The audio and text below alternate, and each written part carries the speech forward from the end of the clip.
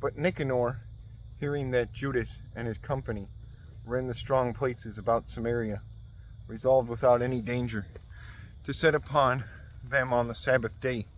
Nevertheless, the Jews that were compelled to go with him said, O destroy not so cruelly and barbarously, but give honor to that day, which he that seeth all things hath honored with holiness above all other days.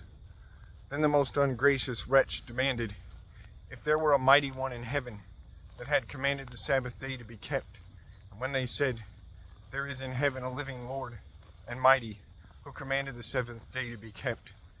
Then said the other, and I also am mighty upon earth, and I command to take arms and to do the king's business. Yet he obtained not to have the wicked will done. So Nicanor, in exceeding pride and haughtiness, determined to set up a public monument of his victory over Judas and them that were with him. But Maccabees had ever sure confidence that the Lord would help him. Wherefore he exhorted his people not to fear the coming of the heathen against them, but to remember the help which in former times they had received from heaven, and now to expect the victory and aid which had come unto them from the Almighty, and so comforting them out of the law and the prophets, and withal putting them in mind of the battles that they won afore, he made them cheerful. And when he had stirred up their minds, he gave them their charge, shewing them therewithal the falsehood of the heathen and the breach of oaths. Thus he armed every one of them, not so much with defense of shields and spears, as with comfortable and good words. And beside that, he told them a dream worthy to be believed, as if it had been so indeed, which did not a little rejoice them. And this was his vision, that Onias, who had been high priest, a virtuous and a good man, reverend in conversation, gentle in condition, well spoken also, and exercised from a child in all points of virtue, holding up his hands, prayed for the whole body of the Jews. This done, in like manner, there appeared a man with gray hairs, and exceeding glorious, who was of a wonderful and excellent majesty. Then Onias answered, saying, This is a lover of the brethren, who prayeth much for the people, and for the holy city, to wit, Jeremias the prophet of God.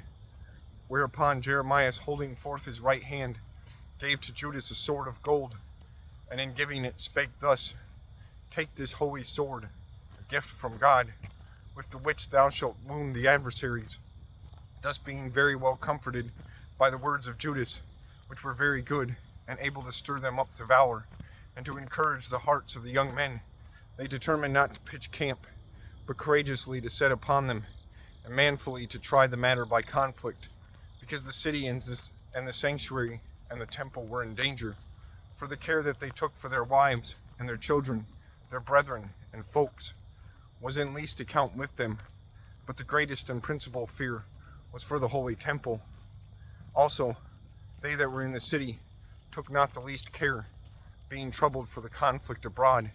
And now, when as all looked what should be the trial, and the enemies were already come near, and the army was set in array, and the beast conveniently placed, and the horsemen set in wings, Maccabees, seeing the coming of the multitude, and the diverse preparations of armor, and the fierceness of the beast, stretched out his hands toward heaven, called upon the Lord that worketh wonders, knowing that victory cometh not by arms, but even as it seemeth good to him, he giveth it to such as are worthy. Therefore in his prayer he said after this manner, O Lord, thou didst send thine angel in the time of Ezekias, king of Judea, and didst slay in the host of Sennacherib 184,500. Wherefore now also, O Lord of heaven, send a good angel before us for a fear and dread upon them, and through the might of thine arm, let those be stricken with terror come against thy holy people to blaspheme. And he ended thus. Then Nicanor and they that were with him came forward with trumpets and songs, but Judas and his company encountered the enemies with an invocation and prayer, so that fighting with their hands and praying unto God with their hearts, They slew no less than 30 and 5,000 men. For through the appearance of God, they were greatly cheered.